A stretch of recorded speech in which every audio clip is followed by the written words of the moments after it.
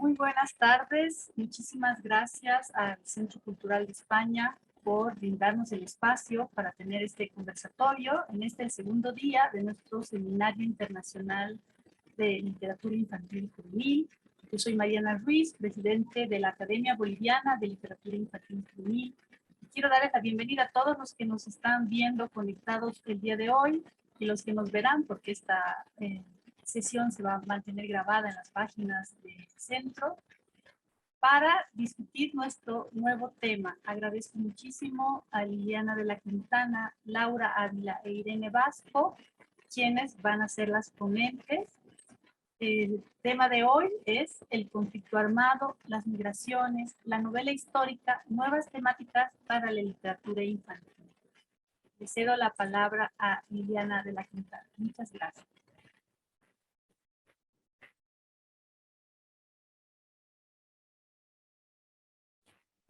Tu audio, Lili.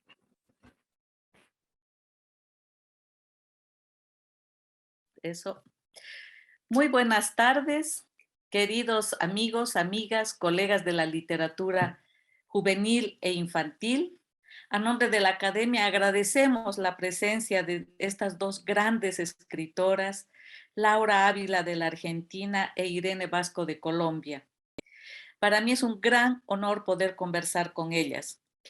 Como bien dijo Mar, los temas de hoy son tremendamente actuales, tremendamente que nos han inspirado y nos inspiran tantas preguntas, tantos cuestionamientos también de nuestro mundo. Aunque son temas tan antiguos, pero estas nuevas temáticas recién se están desarrollando en la literatura infantil y juvenil, sobre todo Latinoamérica. Comentarles, por ejemplo, que en la literatura infantil boliviana, estos temas recién han empezado a plasmarse en libros. Por ejemplo, el tema de los afrodescendientes, que es uno de mis favoritos, tiene sus propias características.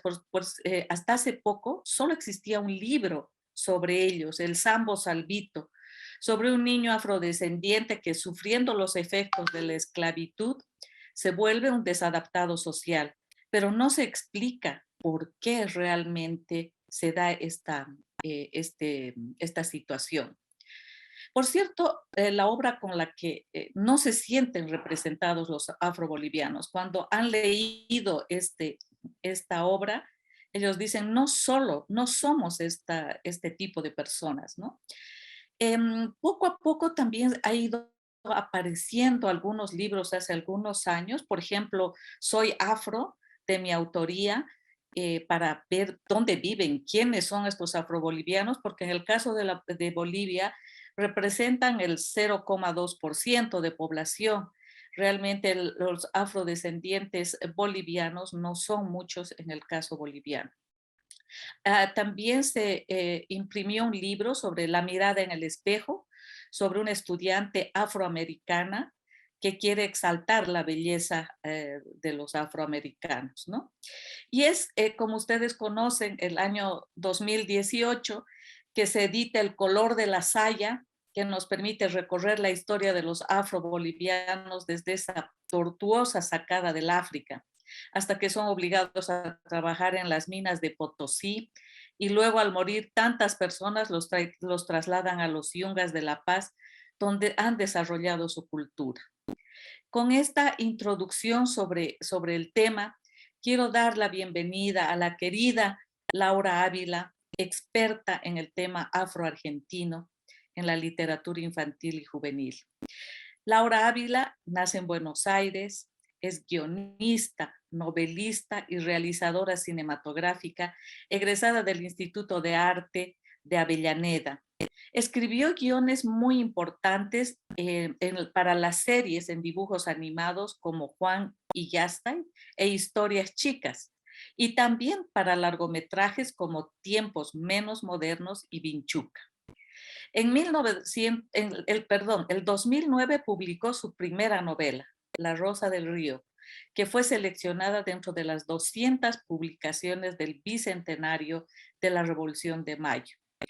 La historia argentina a través de sus principales protagonistas como Moreno, San Martín, Laura los toma desde una mirada más humana, menos solemne, no aquellas figuras eh, inalcanzables, sino aquellos seres humanos que están comprometidos en un cambio en su sociedad.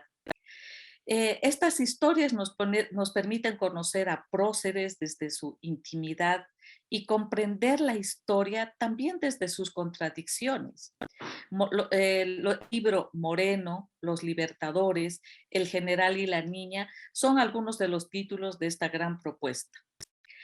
Rescato una gran reflexión que hizo Laura en una entrevista con Mario Méndez y dice: todos mis libros tienen que ver con el hoy y tratan sobre temas de hoy, porque si yo empiezo a contar temas del pasado, es letra muerta en realidad. Y qué gran frase realmente para poder intervenir en la literatura y hacerla actual aún con temas pasados. Y por supuesto el otro gran tema que desarrolla Laura es la de los afrodescendientes, que son protagonistas de varios de sus libros, como La Sociedad Secreta de las Hermanas Matanza, que está recreada a fines del siglo XIX, pero que nos permite entender el presente de los afroargentinos. Recuerdo una cifra muy importante que Laura también menciona, que antes de la independencia de la Argentina, la población afroamericana era del 43%. ¿Se imaginan una Argentina casi morena en ese porcentaje? Es una imagen a mí que realmente me impactó mucho.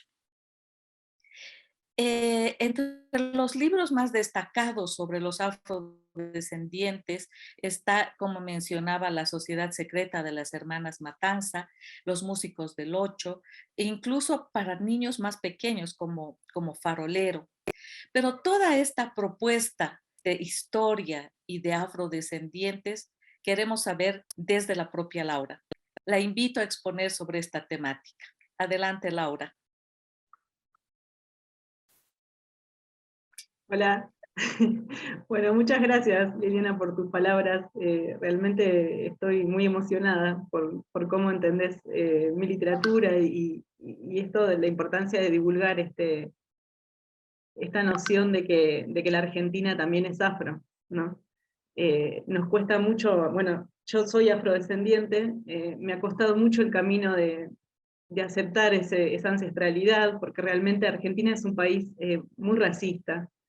Entonces, pararse en ese lugar para escribir, para contar, realmente es un proceso que lleva años, y que recién ahora yo me estoy apropiando de ese capital ancestral para poder escribir, ¿no? Así que, bueno, estoy muy contenta por esta invitación y quería agradecerles la invitación, ¿no?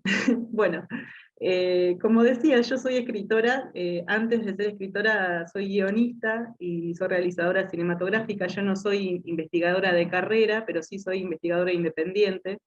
Eh, Me encanta la historia argentina y leí muchísimo.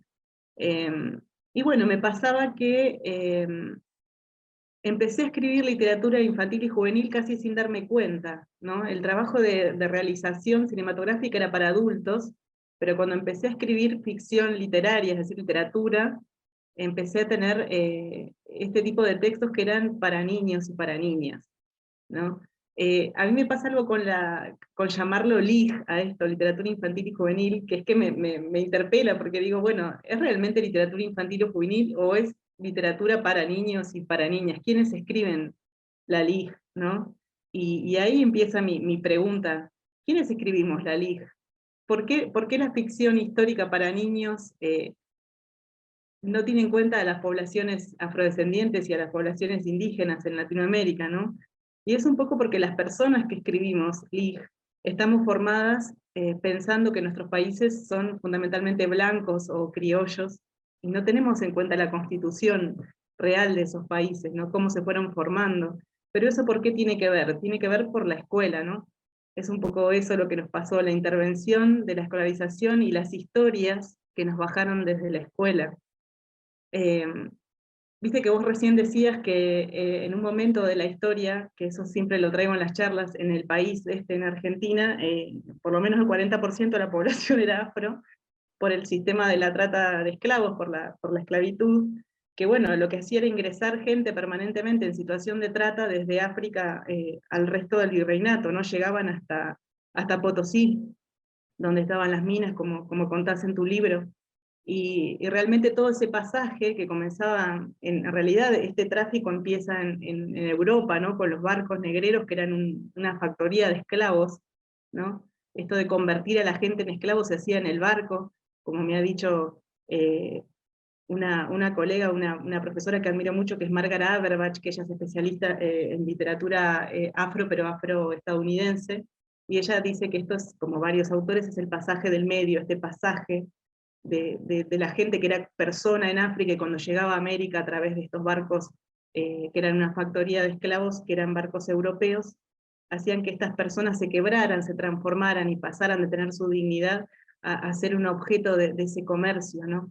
Ni siquiera sujetos, sino objetos, y como que no podían eh, obrar sobre su propio destino, ¿no? Entonces, este sistema de la esclavitud, este sistema de trata de personas, atravesó todo lo que es América, todos nuestros países, y es muy difícil hoy reponer eso en el presente, pero si nosotros lo reponemos, podemos entender por qué somos países racistas, ¿no? Entonces el desafío para la literatura, para niños y para jóvenes, para mí, es poder traer al presente esa historia de esos pueblos esclavizados, para poder entender por qué hoy seguimos teniendo esas conductas racistas.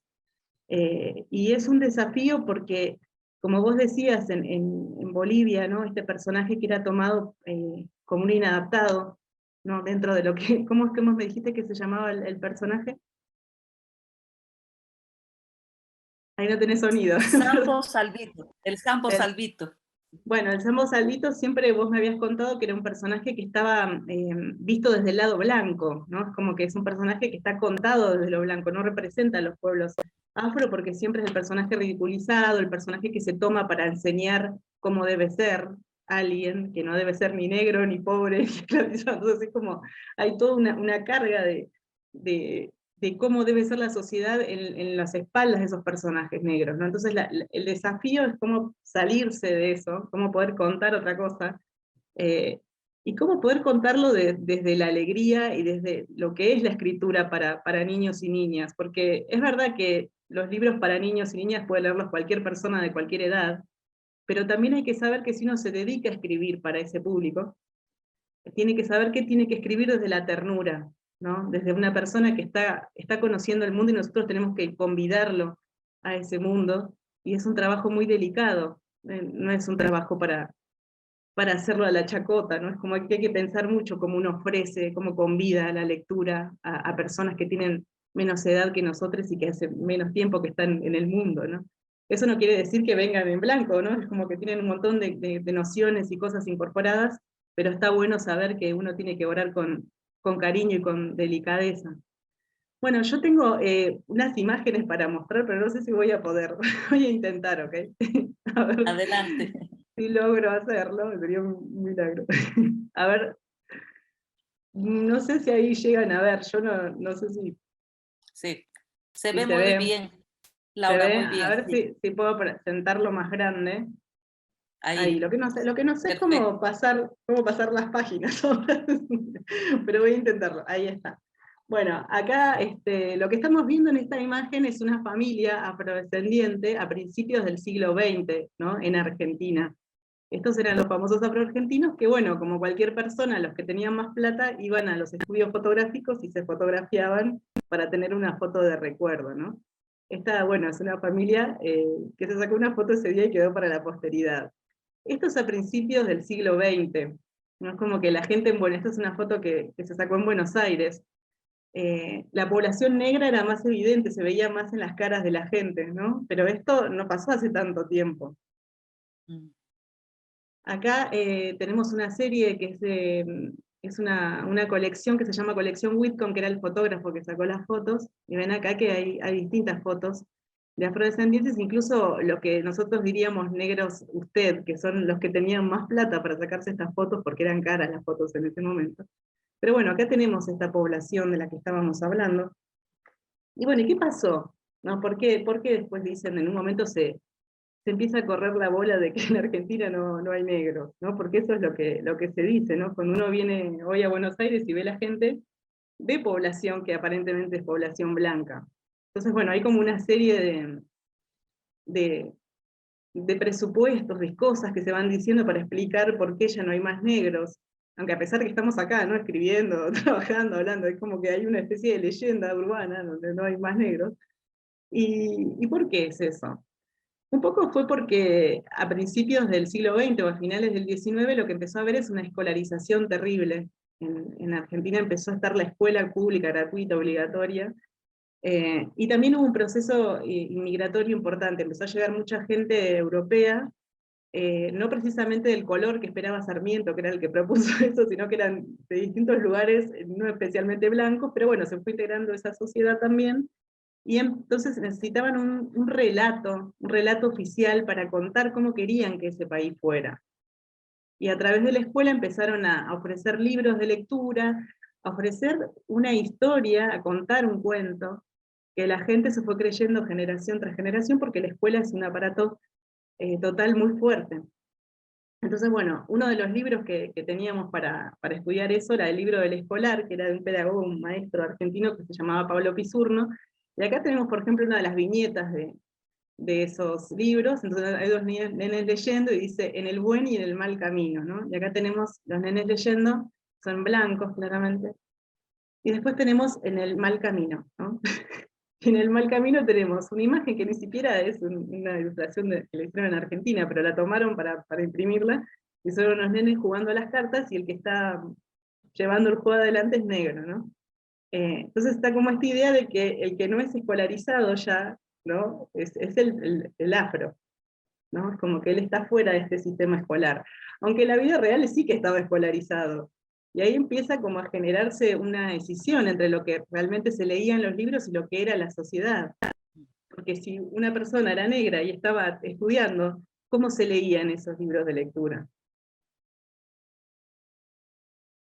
Para empeorar las cosas, en 1919 salió una revista que acompañaba a la escolaridad, que es la revista Villiquen, que creo que se vendía en el resto de Latinoamérica también.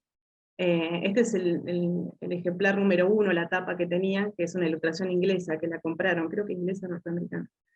Pero, ¿qué empezó a pasar? A través de esas revistas que acompañaban el proceso escolar y de lectura de los niños y de las niñas, empezó a haber una especie de racismo. Acá tenemos una tapa. Esta es la década del 20, ¿no? Y lo que está mostrando, bueno, es una nena que se está maquillando con harina, ¿no? Un poco para ocultar su negritud. Esta etapa es importante porque por un lado reconoce la población afrodescendiente que seguía existiendo en el país, porque había alguien que se quería tapar la negritud con harina, pero está ridiculizado, es como algo que se están burlando de esa población afro que también consumía la revista. Y esta que es mucho más terrible, que es una etapa también de esa época, y en donde directamente dibujaron un bebé tomando tinta, ¿no? Entonces, ¿qué hay acá? Como un proceso de ninguneo hacia la población afro, pero también de exotización, ¿no? Como que el personaje afro, las personas afro son exóticas en un país de blancos. Esto piensen que pasó en menos de 50 años, ¿no? Como este discurso que bajaba desde el oficial, desde el Estado que recién se había constituido, desde la escuela que irradiaba esos conocimientos, y te hacía ver como si eras negro es porque tomabas tinta, o porque no te maquillabas, o porque no pertenecías a la escuela, ¿no? Entonces se fue dando lentamente ese proceso de extrañamiento del pueblo negro a los destinos de lo que sería el país, ¿no? Para la década del 40, la tapa del Villiquen, ¿verdad? O sea, todos blancos, varones, argentinos, ¿no? En esta etapa no hay lugar para las nenas, menos para los pueblos originarios, menos para los negros, ¿no? Y esta cosa bien, como esto de ser todos iguales, de ser todos blancos, de ser todos homogéneos, y que la escuela es un lugar para las personas blancas, ¿no? Y pasó poco tiempo, pero esto es lo que es el imaginario que tiene la gente que hoy escribe literatura para niños y para jóvenes, ¿no? Porque viene casi igual la escuela, desde ese momento hasta ahora. Entonces, ¿qué es lo que se estableció?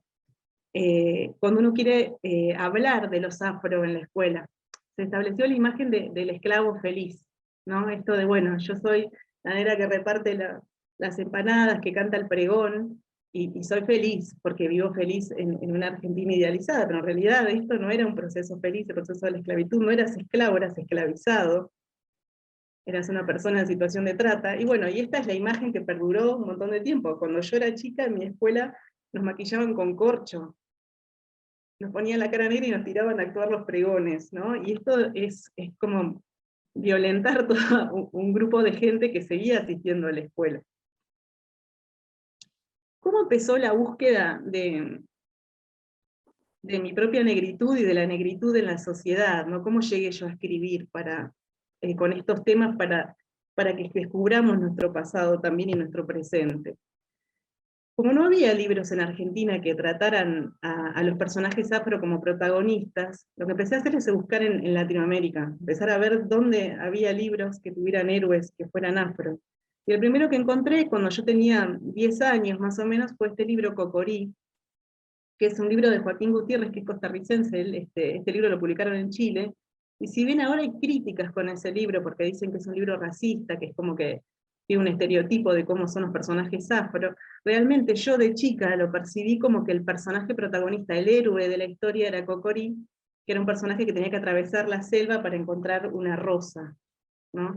Este fue el primer libro que yo leí y me quedó marcado a fuego, ¿no? Porque yo dije, bueno, contar la historia de otra forma es posible. Y bueno, no sé si ahora esto lo seguirán republicando, pero quería nombrarlo acá porque realmente para mí escritura fue importante.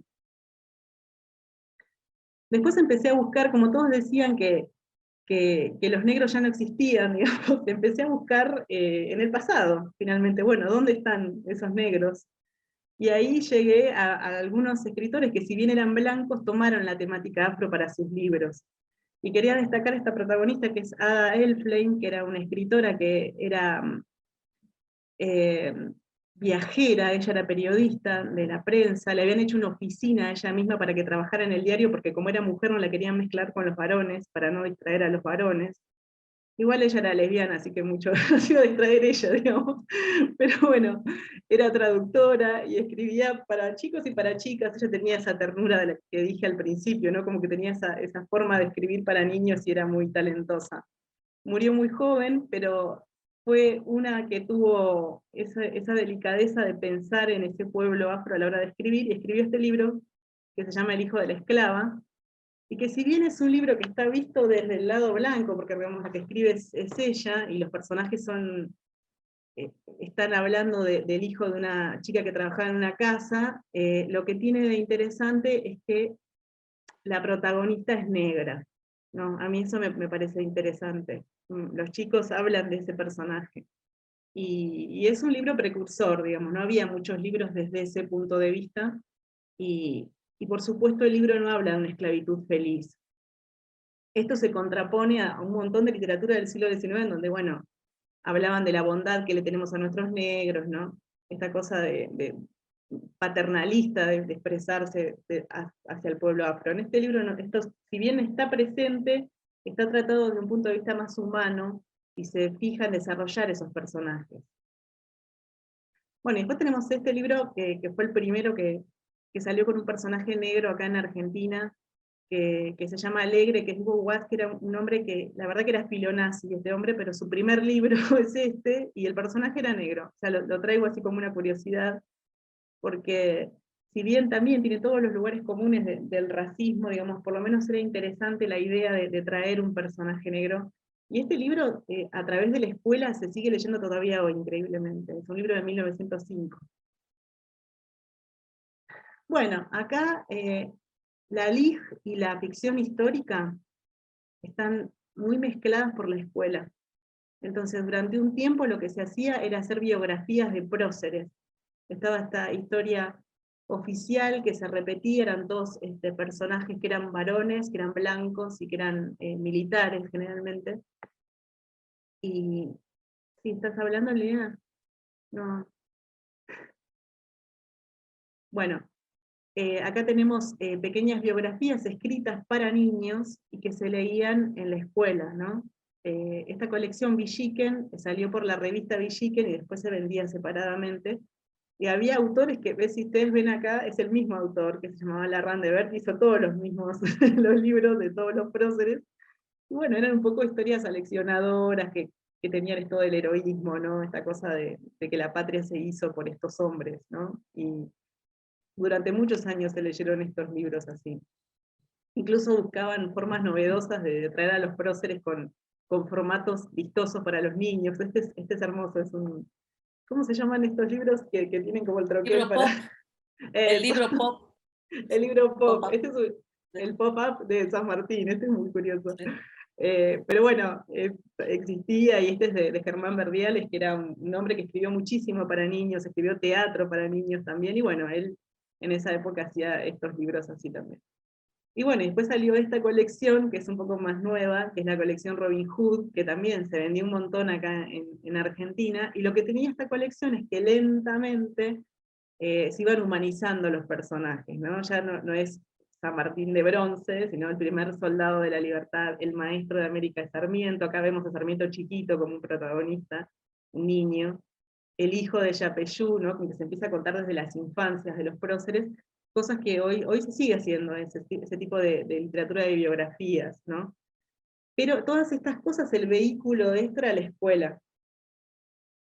Así que bueno, siempre la escuela reproducía esta idea, este imaginario de una Argentina blanca. Hasta que llegó el peronismo. Cuando llegó el peronismo pasó una cosa muy curiosa. Por un lado tenemos la tapa de ese Villiquen que habíamos visto, donde están todos los argentinos haciendo fila, pero por otro lado lo que empezó a pasar es que los protagonistas de los libros empezaron a ser niños. O sea, antes eran adultos los protagonistas, y ahora empiezan a ser niños. Siempre tengamos en cuenta que estamos viendo iconografía de la época de Perón, y siempre son niños varones y blancos, ¿no? Es como raro esto, pero se sigue repitiendo, me pasó el tiempo y siempre es esto, casi no hay niñas, casi todos son varones bien peinados, bien prolijos. Y bueno, y lo que hicieron fue hacer una colección de libros que se llamaba Biblioteca Infantil General Perón, y acá vemos que eran niños los protagonistas, ¿no? Aventuras de los niños peronistas, cuentos de hadas de la República Argentina, el niño en la historia argentina, son muy, como que bajaban mucha información peronista, pero digamos, era un intento de tener niños como protagonistas, y por eso lo traje también a la conversación, ¿no? Es como que se probaban nuevos desafíos editoriales, pero siempre desde un punto de vista de un narrador blanco. Y bueno, finalmente llegamos a nuestros días, donde se sigue publicando, hay colecciones en editoriales importantes acá en el país que están trabajando siempre con la escuela, entonces siempre tienen libros que son de ficción histórica porque siguen transmitiéndolos así a los conocimientos escolares a través de la literatura también. Lo que empezó a cambiar es esto, ¿no? Los niños como protagonistas, y también otros personajes que antes no habían sido revisados, por ejemplo Juana Zurduy, ¿no? Personajes que antes no se tenían dentro de lo que era el panteón de próceres, porque no calificaban porque no eran varones blancos y militares, ¿no? Entonces ahora empezó a tenerse en cuenta ese tipo de personajes a la hora de escribir para niños y niñas. Y bueno, es en este contexto donde empiezan a aparecer mis libros. A mí me empezó a pasar cuando empecé a escribir, que yo escribía también desde el lado blanco. Mi primer libro, que es La Rosa del Río, el protagonista es un blanco, es Anselmo, que es este chico que está acá. Pero cuando estaba escribiendo, ya desde los primeros borradores, me pasaba que había un personaje que es negro, que aparecía solo, venía solo, se paraba dentro del texto, cuando lo echaba volvía. Y de alguna forma fue atrapando el libro hasta terminar siendo él el protagonista, básicamente. Y era como un personaje que tenía todas las condiciones para ser protagonista. Entonces ahí como que se fue instalando para mí la idea de que era posible un protagonista negro, un protagonista afro, que fuera capaz de cambiar su destino, ¿no? Cómo poder ofrecer eso en mis libros para que lo leyeran los chicos y las chicas de hoy. Bueno, y después escribí Historia de Tres Banderas, que la protagonista es una chica, que es samba, esa es mitad de pueblos originarios y mitad afro, que es Flora, que es esta que está acá. Y bueno, lo que me interesaba era contar una historia de una chica que era empleada en una casa, ¿no? Como que no era militar, no era heroína, sino que era una chica que estaba trabajando en una casa, y lo que empieza es a aparecer dentro de lo que iba a ser el ejército de Belgrano. Y como Belgrano es un prócer de la historia, es un libro que se vende mucho en la escuela, pero lo que a mí me interesaba retratar era que la gente que acompañó en la gesta de la revolución a Manuel Belgrano eran gentes del bajo pueblo, eran negros.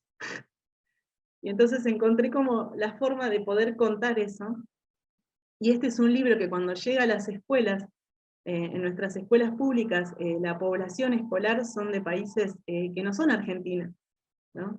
Hay mucha gente que viene de Bolivia, mucha gente que viene de Perú, mucha gente que viene de Venezuela, es un sistema escolar que admite gente de toda Latinoamérica. Entonces, este libro les gusta mucho porque uno de los personajes es boliviano, que es Dalmiro.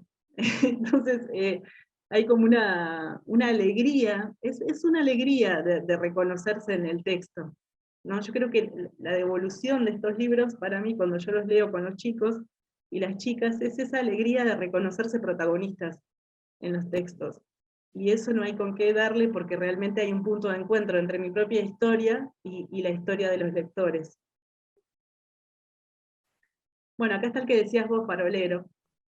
Yo quería separar este libro de la imagen del esclavo feliz, ¿no? Esto de, bueno, estoy contento de trabajar para un amo blanco, y realmente este libro habla de cómo era ser un esclavo en esa época, ¿no? De cómo el amo alquilaba a un niño para que trabaje en la calle, que son cosas que siguen pasando hoy también. Yo tengo lectores de este libro, me emociono porque hay lectores del libro que trabajan, que tienen 6 años y trabajan, y ellos se identifican mucho con el personaje de Blas, que es el protagonista, y, y realmente lo viven como un triunfo, como que la historia de Blas es la historia de su triunfo, de que se puede hacer grandes cosas y ser un héroe inesperado.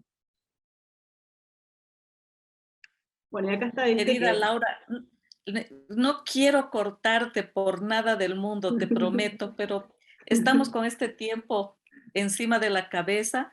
Por favor, si puedes ir cerrando en 5 minutitos, por favor. Sí, sí, Ya. buenísimo.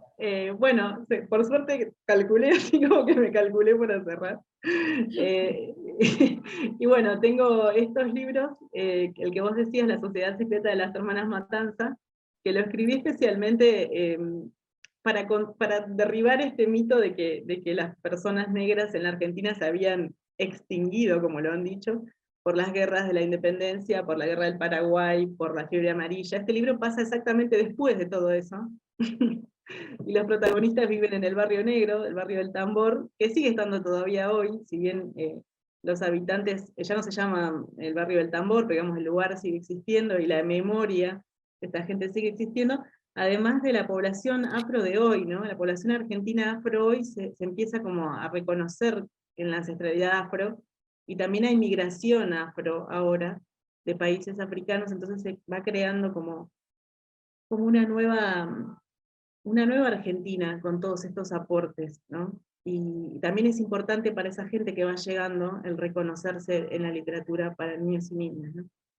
Como ven acá, yo les doy el vistazo de las tapas de los libros, todos son protagonistas afro, de a poco fueron ganando las tapas, y esto Los Espantados del Tucumán, digamos, habla del pasado. Para mí el desafío de mi literatura es empezar a escribir desde el presente, ¿no? Como empezar a escribir ahora libros afro del hoy, realmente son todos para el hoy, pero empezar a escribir desde este tiempo, y poder llegar a nuevos lectores y lectoras, ¿no? Eh, bueno, acá está El Moreno, que es un guión, Libertadores, que es un pueblo originario, que son los pehuenches, que siguen existiendo. Y bueno, siempre tratando de buscar la diversidad y tratando de no olvidar que estamos escribiendo libros para niños y para niñas, ¿verdad? Que son libros que tienen que tener cierto vértigo, cierta emoción, cierta invitación a leer. No tienen que ser libros aburridos, tienen que buscar siempre interpelar al lector y a la lectora, ¿no? Y un poco saber que los que están leyendo son niños de todos los colores, son niños que son niños de ahora, que son niños que nos acompañan en esta vida, y, y que también son parte de la escuela, ¿no? Así que bueno, el desafío es escribir. Estas son mis sobrinas, igual están posando por la foto. Qué bellas. Pero son muy bellas. Sí, sí, que están saludando a todos acá porque, bueno, están muy contentas con la invitación.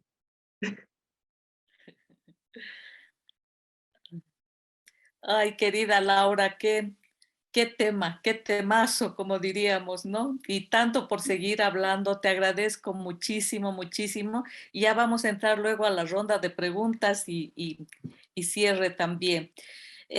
Muchas gracias, Laura. Bueno, ahora quiero dar paso al otro tema también, a los otros temas que están en este seminario, que tiene que ver con las migraciones, con las guerras, y estos temas que están permanentemente en el presente también de Latinoamérica, ¿no? En cuanto a Bolivia, debo decirles que Bolivia ha enfrentado numerosísimas guerras que nos han despojado casi del 50% de nuestro territorio. Cuando nacemos a la vida independiente, tenemos 1.090.000 de territorio, pero antes teníamos 2 millones y pico, o sea que de guerras tenemos muchísimo. Pero no se ha plasmado una obra realmente importante sobre este tema. Aunque hay, por ejemplo, sobre los conflictos armados, yo destacaría, digamos, un librito que es pequeñito, así que dice Mi guerrita del Chaco, de Jorge Alejandro Bando Sáenz, que tampoco era un escritor para niños, era un historiador más bien, pero que él plasma esta, eh, esta situación de guerra que ha sido terrible, la guerra del Chaco entre Bolivia y Paraguay, que nos han hecho pelear por el tema del petróleo. Y también, aunque no es específicamente de Bolivia, el tema de la guerra trata César Herrera, un joven autor, en Flores de Papel, ¿no? De la misma forma como todos conocemos en América Latina, la década de los 70 y 80 hemos padecido una tremenda dictadura militar con miles de muertos, desaparecidos y exiliados, ¿no? Me ha conmovido mucho que justo ayer, 24, se ha hecho esa conmemoración de la memoria, de volver a recordar para que nunca más pase eso, nunca más, esa es la palabra adecuada, nunca más esa situación. En el caso de Bolivia, hay un libro muy interesante y creo realmente que es el más destacado, se llama El abrigo de Matilde, de Carlos Azurduy, que realmente nos permite conocer los detalles de cómo se movía sobre todo la gente de izquierda que sufrió el exilio, la desaparición o la muerte finalmente, excelentemente y muy difundido en las escuelas, y recién se conoce la dictadura tan cercana también de Banzer de los 70, ¿no? También tenemos el libro La sonrisa cortada, una novela corta de hijos de personas desaparecidas durante la dictadura militar de Gilla Talarico. Con esta pequeña introducción quiero dar paso a nuestra querida Irene Vasco. Realmente estamos conmovidísimas por la presencia de estas dos grandes escritoras. Y Irene, nacida en Bogotá, Colombia, es una escritora de literatura infantil y juvenil y una gran experta en la promoción y formación de lectores y escritores. Licenciada en literatura, ha publicado numerosos libros para niños y niñas. Hasta el momento, si mal no me equivoco, 37 títulos, y que se han distinguido con importantes premios nacionales e internacionales. Sus libros presentes en muchas colecciones, en muchas bibliotecas a nivel latinoamericano. Títulos inolvidables con este tema como Paso a Paso o Mambrú perdió la guerra, sobre el tema de la violencia. También cómo nos hace recorrer lugares y ciudades fantásticas de Colombia, sobre grandes artistas como Botero y literatos, y esa gran obra que es Expedición Macondo y Expedición El Principito. Igualmente, Irene nos acerca el tema de los afrocolombianos con letras de carbón y sobre la historia de la independencia de Colombia. Así fue la independencia. Irene es una incansable viajera y llega a todos los rincones de su Colombia para impulsar, deleitar, enamorar a grandes y chicos a la lectura. Con gran generosidad ha instalado en Tolú, a orillas del Mar Caribe, la biblioteca comunitaria La Alegría. ¡Qué nombre, Irene, para convocar a todos para ser felices! Su palabra es definitiva cuando se trata de asesorar a instituciones estatales, privadas o espacios que tienen que ver con la literatura infantil y juvenil. Otra especialidad de Irene es la traducción al portugués y francés de importantes obras literarias. Hasta ahora, creo, 12 obras que se han consolidado. Bienvenida, querida Irene. Te damos la palabra para exponer sobre tu obra y los temas que desarrolla. Muchas gracias, querida Liliana. Ante todo, quiero agradecerle a Mariana, a ti, por supuesto, esta invitación, grata invitación, fraternal invitación. Somos países hermanos. Estoy encantada de conocer a Laura. Me encantó su presentación, su manera de abordar a través de sus libros la historia de Argentina y de las negritudes, así que ha sido muy grato todo este rato. Y bueno, también voy a compartir aquí una pantalla para contarles un poco sobre mi trabajo permanente. Llevo, aparte de escribir libros para niños que ya, como bien dice, son numerosos y que abordan muchos temas, desde un manual de magia, conjuros y sortilegios para convertir a las niñas en ranas y a los niños en murciélagos, las guías de lectura como Expedición Macondo, los libros sobre historia de Colombia, libros sobre niños en la escuela, historias familiares, cosas así más ligeras y más divertidas. A partir de los viajes y del conocimiento de mi país, también he tenido que escribir sobre la violencia, porque uno no puede salir de los pueblos, de las historias de los demás, inmune. Y la única manera que yo encuentro para liberarme, para exorcizar el dolor que voy recibiendo en estos viajes, es escribiendo. Entonces, no es que yo me dedique a escribir libros sobre la violencia en Colombia, sino que cuando ya no puedo más con ella, tengo que contarla. Voy a contarles un poco sobre estos viajes. Se me perdió aquí donde estaba. ¿Se ve bien la pantalla? Sí. Bueno, a lo largo de casi ya son 25, casi 30 años, he recorrido el país llevando libros a los rincones más remotos. Digo remotos porque uno tiene que llegar en distintos medios, a veces en buses. Ahí yo estoy encima del bus, esa persona con una camiseta blanca que está sentada soy yo, que voy registrando todos los paisajes. Voy en botes, en motos, en el transporte que encuentre, hasta llegar a la escuela que debo visitar, escuelas donde tristemente no encuentro libros. Yo voy a hablar de literatura, a formar lectores dentro de las posibilidades, porque formar lectores es algo muy grande y las experiencias suelen ser muy cortas.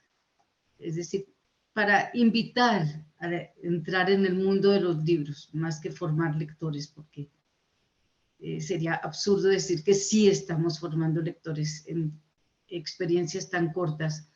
Voy encontrando escuelas muy... es que no me gusta decir la palabra pobres, pero es pobreza de espíritu, pobreza de libros, pobreza de educación. Por ejemplo, aquí en esta imagen ustedes ven esta maestra, es que era cuando todavía las cámaras hacían que uno tuviera que ir a convertirlas en papel, las fotos, y lo que salía, salía, y esta salió muy oscura. Una profesora con un tablero pegado ahí al tronco y unos niñitos sentados sobre un tronco, una comunidad indígena en el norte de Colombia. Todo esto es en territorio Uayú. No pasa porque le cambié el formato. Un segundito. Escuelas a la orilla de los ríos, en medio de las selvas, pero a donde quiera que llego, y ahora voy a hablar en plural como los papas, que llegamos, porque somos muchos los promotores de lectura que hacemos estos recorridos. Yo no podría decir que yo soy la que voy paseando por todos lados, son muchos, a través de distintos programas estatales o de empresas privadas, que vamos llevando libros a donde quiera que podemos, en busca de padres, de niños enfermos, por supuesto, también de maestros, de bibliotecarios, de líderes, y con mucha frecuencia son personas que no saben leer o que ni siquiera saben hablar en castellano. Ahí yo hago énfasis en la necesidad de que aprendan a leer y aprendan la lengua mayoritaria. Yo respeto, admiro a las comunidades, pero si no aprenden el español y no aprenden a leer, están condenadas a la extinción. Y voy a contar algo que a mí me aflige mucho, que es muy dramático. Muchas de estas comunidades están en reservas, están en campamentos porque han perdido sus territorios por diversos motivos. Y el Estado envía recursos, envía comida.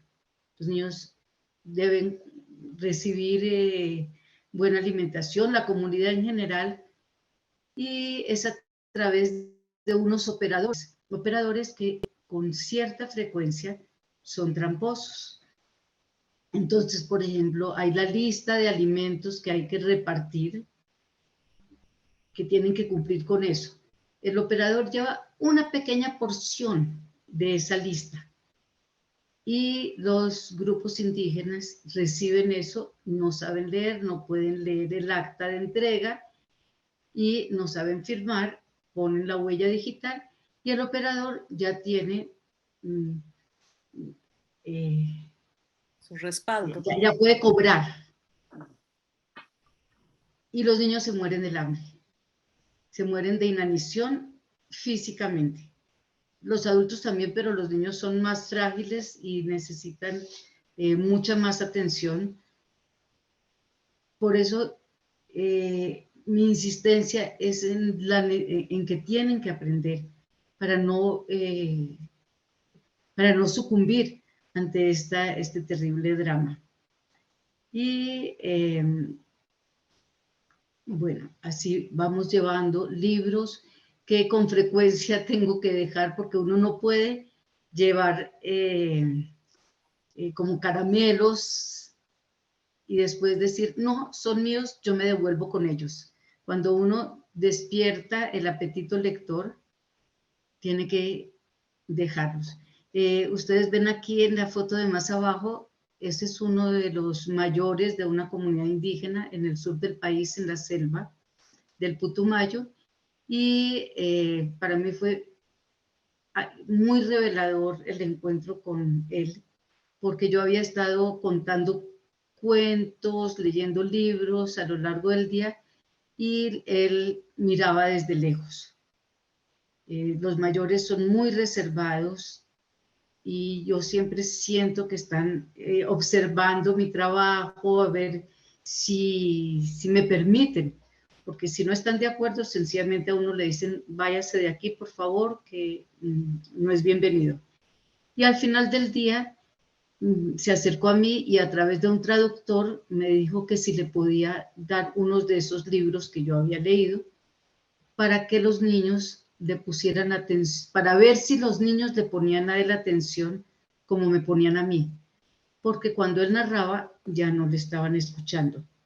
Eso a mí me pareció doloroso, angustioso, pero al mismo tiempo pensé, bueno, esta persona mayor está de acuerdo en que los libros estén presentes, y eso pues es importante para nuestro trabajo de formar lectores. En la foto de arriba es en ese mismo sitio, y a mí me encanta cuando la puedo ampliar bien. No me atrevo ahorita porque comienzo a manipular y después cierro todo y no sé, me da miedo. Pero si lo lograra ampliar, verían que los dos niños que tienen libros en las manos los tienen al revés, y era la primera vez que esos niños tenían libros en las manos. Cuando yo llego a cualquier parte, hago una pequeña escenografía, pongo los libros al alcance de todos, espero a ver qué pasa antes de comenzar a leer o de animar o lo que sea. Hago como una pequeñita puesta en escena de una biblioteca, donde sea. Bueno, voy a ver si lo logro ampliar aquí un poquito. Miren, no hay mayor lugar, pero hay una mesa en donde yo puedo exhibir los libros, poniéndolos así, las tapas que se vean lindas y hagan un guiño y lleguen. Los niños son los primeros que se acercan, siempre. Los mayores tienen prevenciones y es más lento esa entrada. Y bueno, y los libros tienen que estar en las manos de las personas. Como bibliotecaria o como promotora de lectura, insisto siempre cuando voy a hacer capacitación de bibliotecarios y maestros, que no tengan miedo, que los libros se entreguen. Si los libros no están en manos hasta de los más chiquitos, ¿cómo van a entrar? ¿Cómo se van a adueñar de ellos? ¿Cómo se van a apropiar? Tienen que aprender a manipularlos, tienen que fascinarse frente a las imágenes, y si uno los tiene ahí de lejos, no es que son míos y se van a dañar y no los toquen, etcétera, pues no estamos haciendo absolutamente nada. Por el contrario, estamos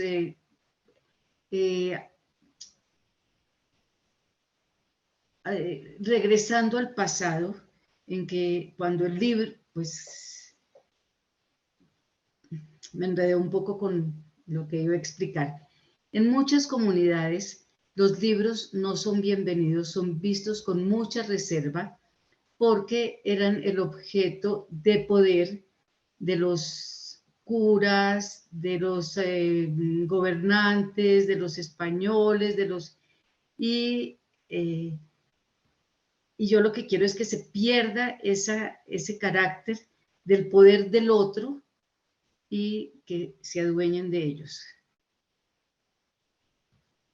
Voy a contar una experiencia que vi hace 4 años, ya van a ser 5 creo, cuando en Colombia vivimos un proceso de paz que tristemente no ha ido por donde debería ir, pero que en su momento nos llenó de esperanzas.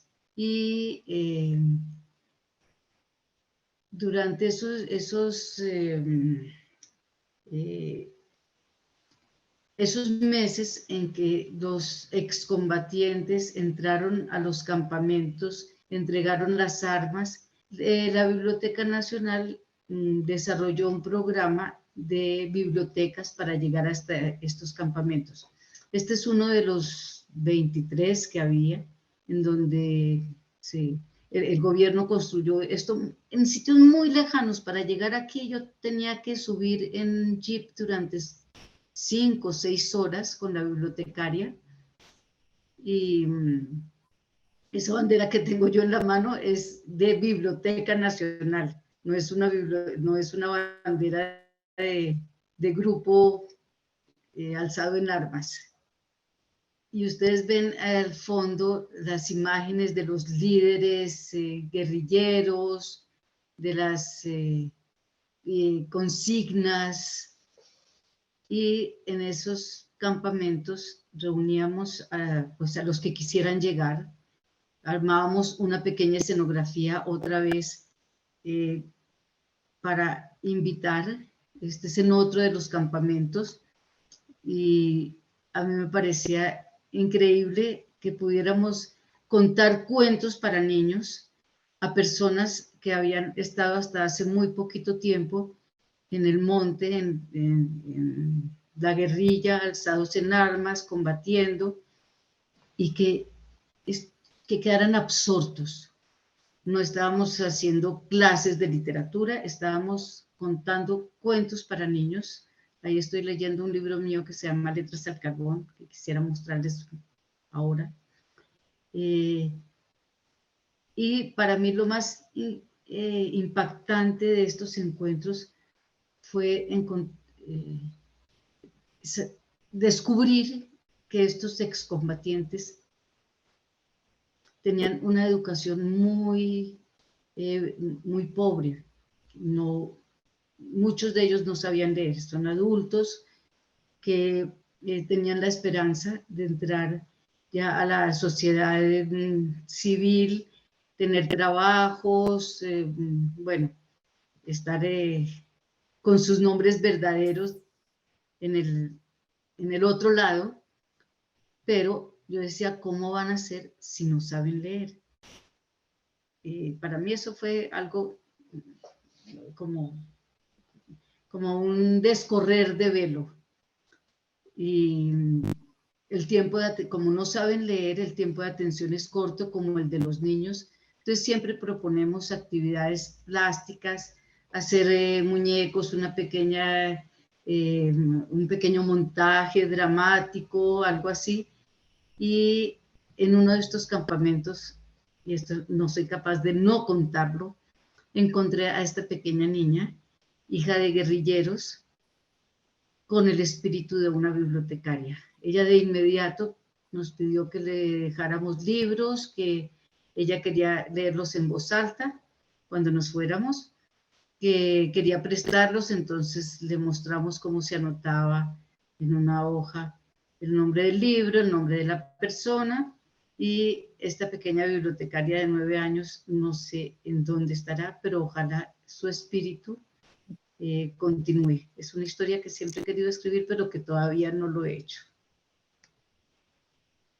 Y por último, no, casi de últimas, quiero contar esta experiencia que fue para mí también de gran aprendizaje. Este es uno de esos grupos indígenas que se están extinguiendo, que ya quedan muy pocas personas en la comunidad. Son los Nukak, que hasta 1988 no se conocían de este lado, digamos, de la selva. Es grupo nómada y que se alimenta de la caza de micos o monos, no sé cómo se dice en Bolivia, y de la recolección de frutos, pero perdieron la selva por las quemas, por el narcotráfico, por la guerrilla, por los ganaderos, y pues el Estado los acogió aquí en un campamento. Cuando uno hace talleres en comunidades indígenas. No es con un grupito de niños como en la biblioteca, que bueno, hoy vamos a hacer algo con los niños de 7 a 12 años, o con los de primera infancia, o con los adolescentes, o para padres de familia. No, es con toda la comunidad. Están padres, hijos, abuelos, recién nacidos. Y para mí fue el día más difícil de mi vida, yo creo, porque yo llegué en un programa del Ministerio de Educación. Yo había recorrido buena parte del país entregando unas cajas de libros para primera infancia, pero en los otros lugares yo leía los cuentos, los animaba, hacía actividades, etc. Pero cuando yo llegué aquí, yo dije, no soy capaz, no sé qué hacer, porque nadie entendía mi lengua y yo no entendía nada de la lengua de los Nukaka. Mejor dicho, ni siquiera tenía que entenderla, porque eran mudos. No hablaban. Yo trataba de despertar sonrisas, de despertar algo, y era tan difícil, tenían tanta hambre. Ese día no habían desayunado. Finalmente me di cuenta, alguien me contó y reunimos algún dinero entre los que estábamos visitando la comunidad y mandamos traer un mercado y ya pudimos trabajar un poco mejor y animar libros en una lengua desconocida, no, que pues estábamos incomunicados. Fue muy divertido, muy educativo para mí y finalmente funcionó. Lo primero que hice fue poner los libros en las manos de cada persona.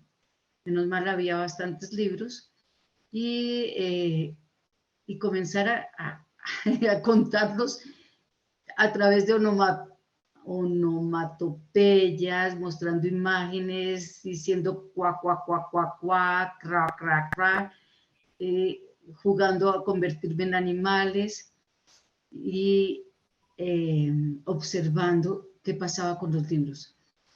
Y era impresionante porque era la primera vez que ellos tenían libros en sus manos y el interés estaba ahí. Miraban los libros.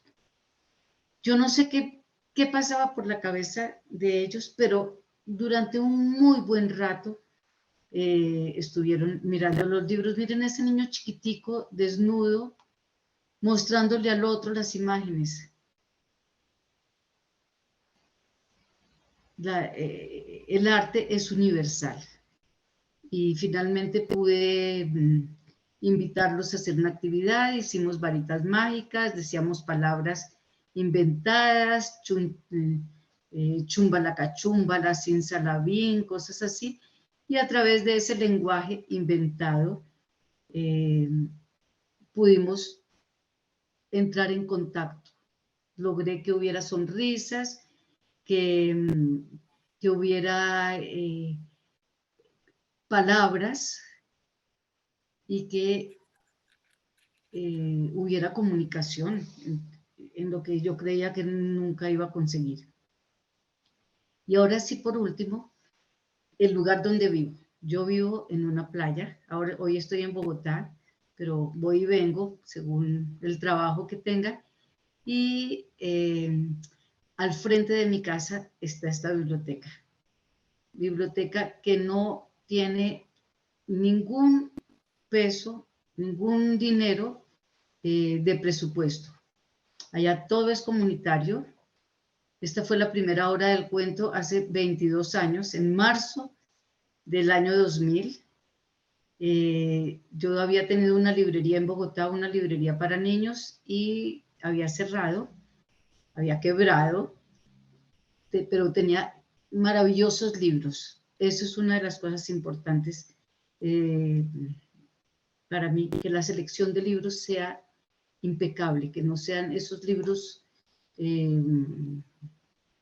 libros o cartillas o publicaciones baratijas. sino libros de grandes autores, de grandes ilustradores, porque si no, no hay formación de lectores real. Y encontré a Carmen Antonia, que sigue siendo la directora de la biblioteca 22 años después. Aquí está jovencita, ya está, tiene 22 años más en este momento, que era la única persona en mi comunidad que sabía leer. Ella tenía hasta quinto de primaria y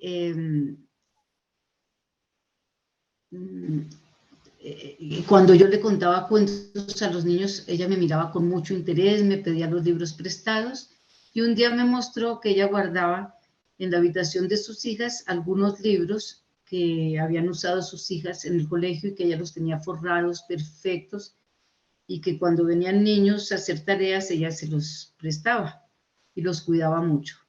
Y así nació en la casa de Carmen Antonia una biblioteca que hoy en día tiene una gran colección gracias a gente que dona buenos libros, porque cuando donan malos libros sencillamente hago descarte. Yo digo, esto se va, esto se vende como por kilos, lo que sea, llegan cantidades de cajas que no sirven, porque la gente dice, ay, voy a limpiar mi casa, ¿qué hago con los libros? Estas enciclopedias de hace 40 años que están desactualizadas, ay, mandémoslas a la biblioteca. Y quedan muy felices porque hicieron una buena obra y lo que hicieron fue mandar libros que no sirven, y que estorban y que se empolvan. Miren, en el mejor sitio del mundo, frente a mi casa, yo puedo pasar a pie, descalza.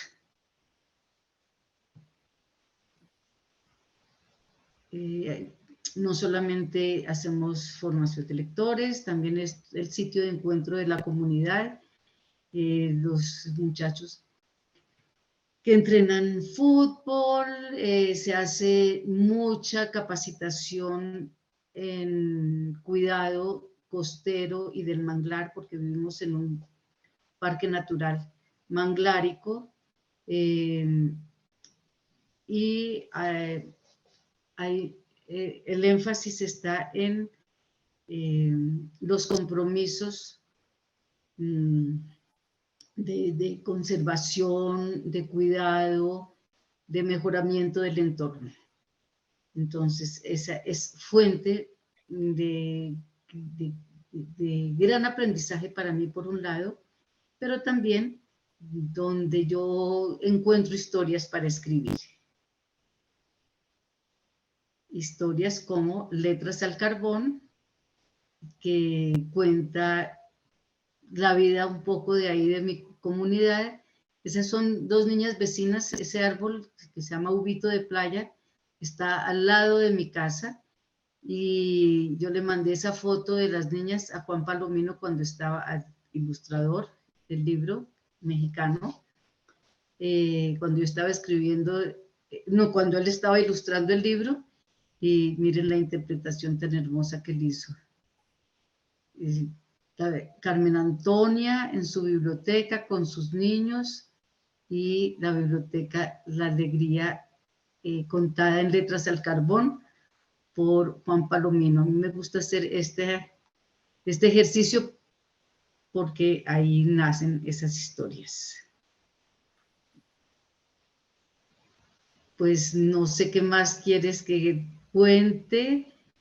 No, muchas gracias Irene, porque también qué importante este otro lado, más allá del libro, ¿no es cierto? Y que en estas imágenes tan conmovedoras nos estás mostrando también los otros lados, las otras violencias también que están presentes, ¿no? La pobreza, el monolingüismo,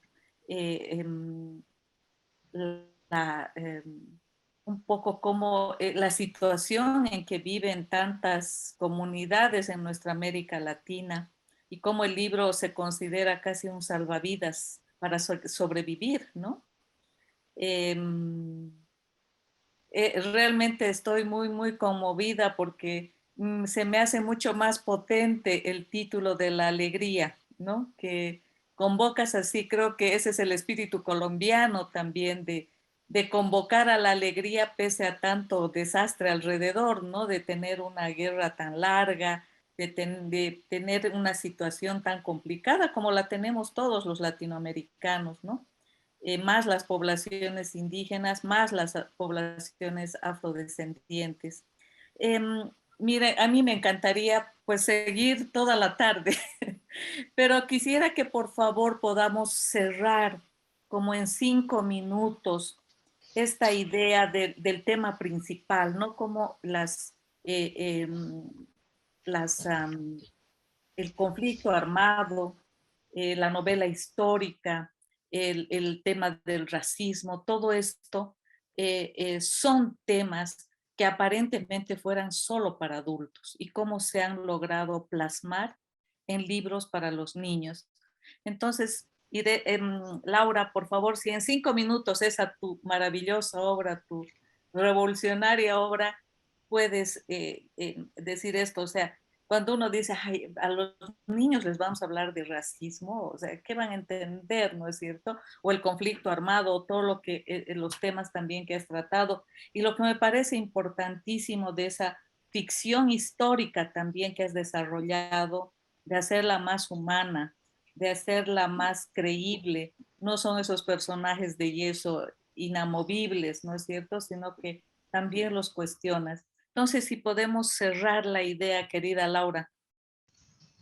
Acá estoy. Bueno, primero, nada, estoy feliz de compartir este momento con Irene. Estoy muy emocionada de tu trabajo y de tu obra. Gracias por estar acá también compartiendo. Nada, para mí es hermoso todo esto. Bueno, nada, voy a mostrar este libro, que espero encontrar este. No sé si acá lo llegan a ver. Se llama Los Músicos del Ocho. Estos son los protagonistas. Es un libro que ahora se está leyendo a la luz de los 40 años de la Guerra de Malvinas acá en Argentina, porque bueno, hay como un repaso acerca de esa guerra y de la gente que fue a pelear en esa guerra. Eh, y este libro lo están usando para leer con chicos, para hablar de la guerra, ¿no? A mí me pasa que me parece que ningún tema tiene que ser soslayado en la literatura para niños y jóvenes, de todo se puede hablar. El tema es el tono con que uno lo va a tratar y la consideración que tenga hacia el lector y la lectora, ¿no? Como que sabiendo que del otro lado tenés un niño y esa invitación a la lectura tiene que ser tierna. Yo creo que a partir de ahí podés acercarlo y siempre si tenés niños como protagonistas, ese camino se hace más fácil de alguna manera, pero la realidad de los niños de hoy, así como los niños de Irene, los que ellos visitan en las escuelas, digamos, son realidades duras, y no hay un camino que salvar ahí porque ellos están inmersos en esta violencia y en este dolor también, ¿no? Es como que a veces el libro es un escape de esa situación, ¿no? Como que el libro es un espejo de eso. Entonces me parece que ese puente en donde todo se puede hacer, donde hay héroes, donde hay situaciones de salida, está bueno que estén en los libros también, ¿no? Creo que si el libro se brinda como una esperanza, como una posibilidad de una vida mejor, eso funciona y sirve para compartir, ¿no? Un poco eso también se busca en las literaturas que son de resistencia, ¿no? Encontrar un camino para vivir más felices y poder compartir esa realidad, no soslayarla, no hacer un mundo solo de fantasía, sino compartir estas realidades, pero indicando un camino posible que nosotros podamos aprender a hacer. Muchísimas gracias, Laura. Irene, igual te invito a un poco cerrar esta propuesta tan linda también de promoción y también cómo tus obras han acompañado estos procesos, ¿no? Y cómo también sientes que la literatura latinoamericana se va constituyendo casi en ese lugarcito de esperanza, como dice Laura. Y por favor podemos cerrar este pensamiento.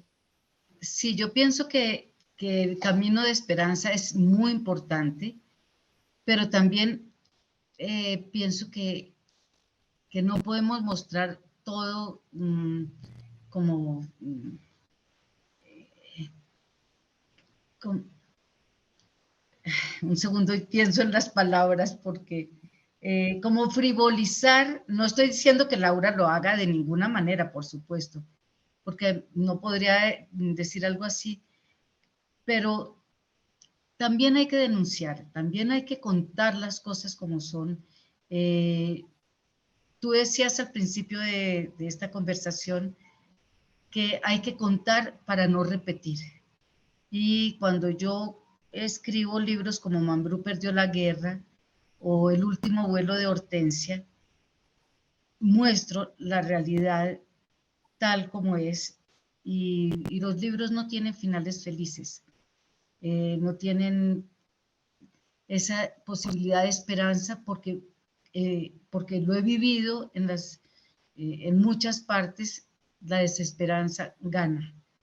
Y yo no puedo tapar la realidad para que el libro quede más bonito, para que sea, y muchas veces llego a las escuelas y a las bibliotecas y yo digo, cierto que usted, me dicen, es que leímos tu libro paso a paso, digo, entonces ustedes me odian. Sí, sí, ¿por qué nos hiciste eso?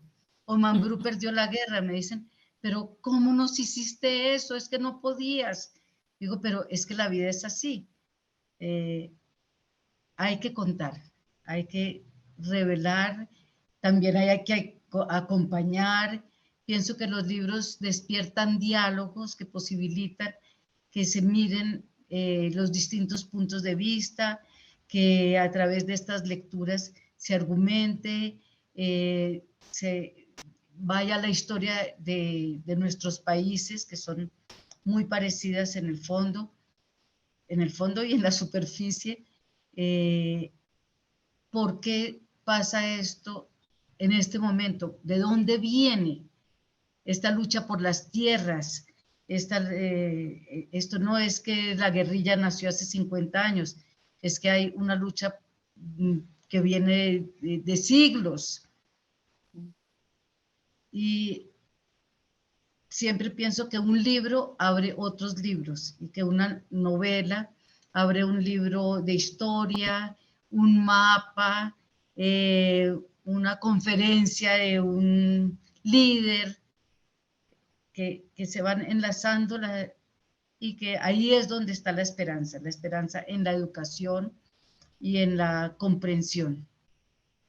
Sí, sí, yo coincido perfectamente, mis libros no tienen finales muy felices, digamos, son libros que cuentan lo que pasó y lo que pasa y no son finales felices. Me ha pasado que me piquetearon los niños en la escuela, tipo, no, ¿por qué escribiste esto? Enojados. Pero bueno, me parece que tienen que estar esos finales. Lo que no resigno es la esperanza durante el libro, ¿viste? Los personajes siempre tienen pulsión de vida y eso me parece importante mantenerlo. Sí, sí, en eso sí tienes razón, en que se mantienen vivos y en búsquedas, Sí, aunque las búsquedas no conduzcan a finales felices. sí, sí, totalmente. Sí. Quiero leer tus libros. Yo también. Aquí hay una cosa que quisiera resaltar. Tristemente, nuestros libros no circulan entre los países. Estamos en Eso. Latinoamérica y no tenemos acceso. Sí, sí, me pasa exactamente lo mismo. A mí me gustaría tener todos tus libros y que lo conozcan acá y como compartir los libros de Liliana. El tuyo de Liliana me lo llevaron de la biblioteca, no sé quién, no lo puedo recuperar. Había uno solo y se mataban todos por el libro. Es terrible, tenemos que hacer Te voy un a reponer, encuentro te voy a reponer. y regalarnos mutuamente todos Sí. los libros y hacer un circuito, me parece.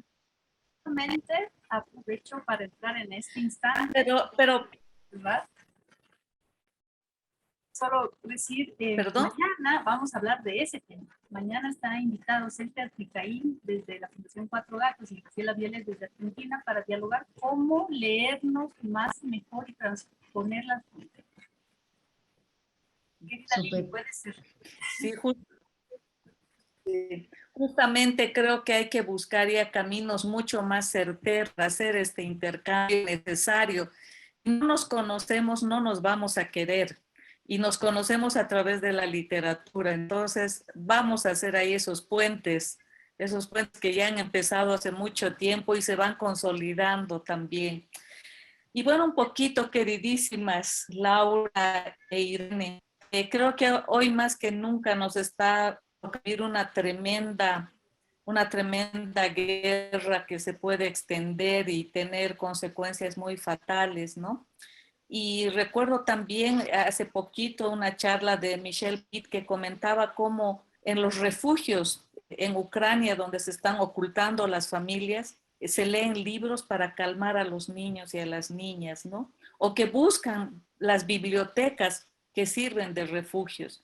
Entonces creo que realmente el libro, la lectura, las emociones, el afecto, son esa pequeña tabla de salvación para la humanidad, ¿no? Creo que realmente esa actitud que tenemos también a través de la literatura, con la literatura, es una tablita de salvación. Querida Laura, me encanta tu gran audacia y tu tremenda convicción de superar el racismo a través de tus libros, ¿no? Has descubierto una historia ocultada por la historia oficial sobre los afrodescendientes. A través de esas historias maravillosas, con mucha ternura, con gran acción, y podemos reconocer a los habitantes de una Argentina con rostros de todas las tonalidades. Muchísimas gracias.